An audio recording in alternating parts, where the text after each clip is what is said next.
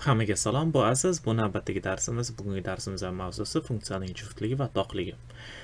Oddiy funksiyadan boshlaymiz. Deylik, bizda x kvadrat funksiyasi berilgan bo'lsa, demak, uni juft yoki toqligini qanaqa qilib aniqlasak bo'ladi? Agar bizda x ning manfiy qiymatlariga agar o'sha avvalgi original ko'rinishiga qaytib keladigan bo'lsak, ushbu funksiyamiz juft funksiya deyiladi. Ya'ni nimani nazarda tutamiz? Hozir buni ko'rib chiqamiz. Demak, mana bizda funksiya berilgan y teng x kvadrat. Demak, aytayaptiki, bu yerda manfiy qiymatlarni berib ko'ring-da, funksiyaga qarab ko'ring nima chiqyapti. Hozir qilib ko'ramiz. Demak, tablitsa chizadigan bo'lsak, agar x, y deymiz, demak manfiy qiymatlariga, ya'ni manfiy qiymatlarni beramiz. -3, -2, -1. Demak, -3 da funksiyamiz nechaga teng? 9 ga teng, -2 da 4 ga teng, -1 da 1 ga teng. Musbat qiymatlarida-chi? Musbat qiymatlarida ham xuddi shunaqaga teng. Masalan, agar 3, 2, 1 beradigan bo'lsak ham, funksiyamiz xuddi shunaqa bo'ladi.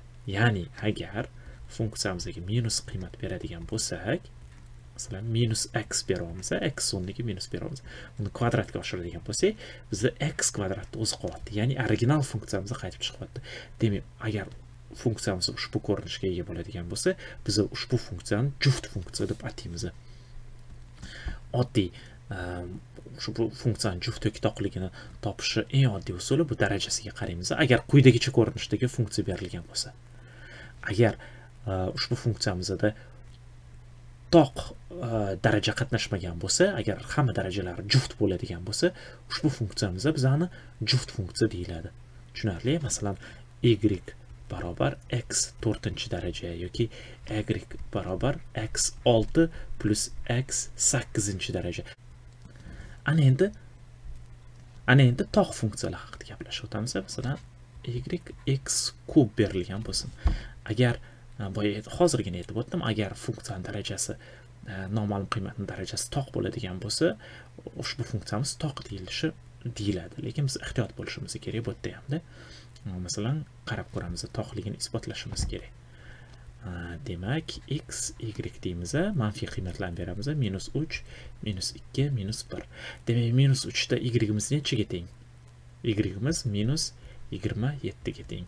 -2 dachi? Funksiyamiz -8 ga teng, -1 da -1 ga teng.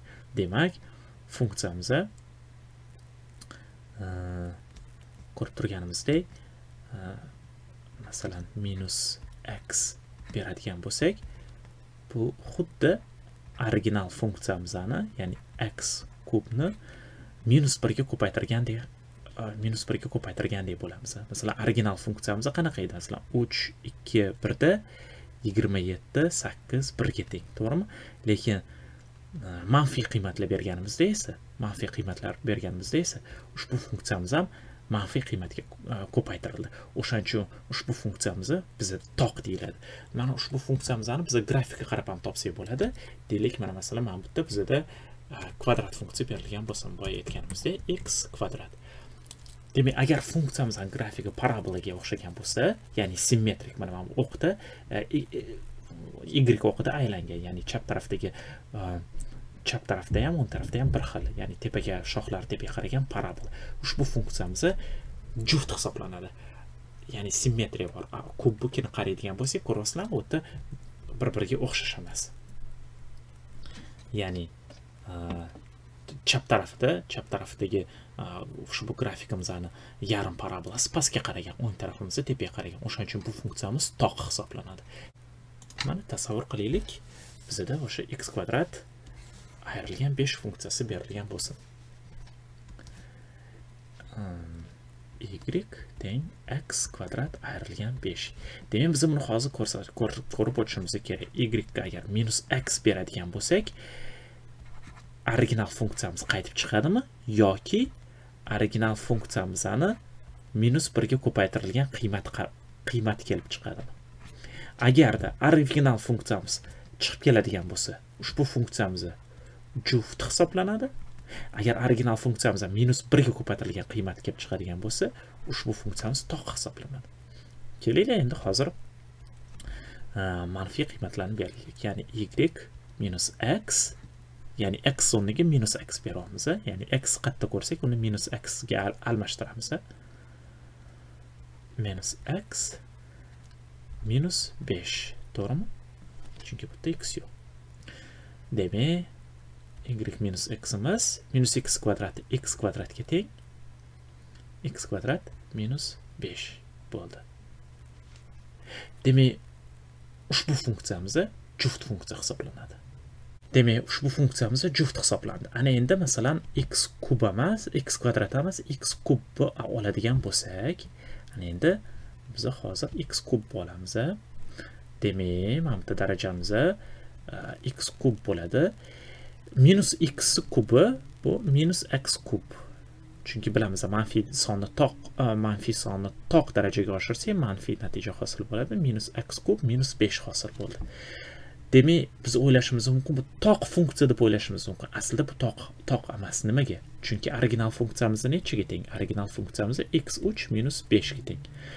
Hozir tekshirib ko'ramiz. x3 endi biz mana shu funksiyamizni minus 1 ga ko'paytirishimiz kerak. Minus 1 ga ko'paytiradigan bo'lsak, qavslarni ochib olsak, minus x kub minus ikkita minus plus bo'lib ketadi, plus 5 hosil bo'ldi. Demak, funksiyamiz agar toq bo'lganda edi, unda natija minus x kub plus 5 hosil bo'ladi. Lekin bizda minus x kub minus 5 hosil bo'ldi. Demak, ushbu funksiyamiz agar x kub minus 5 berilgan bo'lsa, ushbu funksiyamiz toq ham emas, juft ham emas deyiladi. Ushbu funksiyamizni hozir grafikini chizamiz. X kub minus 5.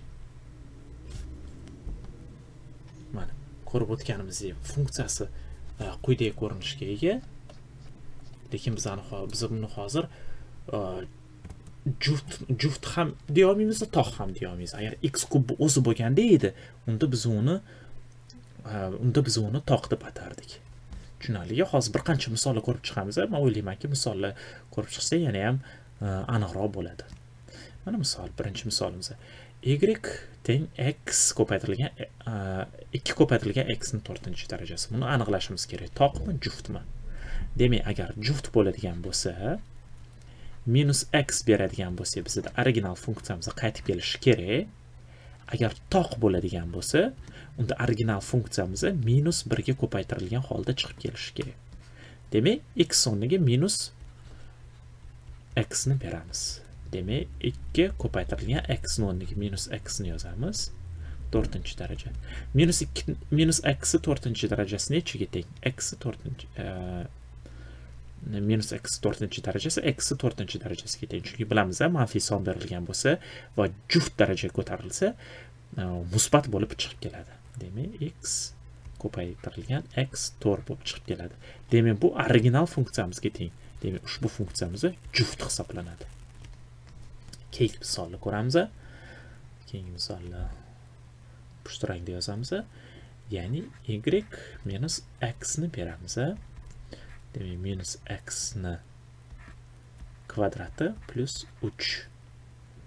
Demak, minus x imiz minus x kvadratga ko'taradigan bo'lsa, x kvadrat hosil bo'ladi plus 3. Demak, ushbu funksiyamiz original funksiyamizga qaytib keldi. Demak, bu funksiyamiz juft funksiya hisoblanadi. Keyingi misol.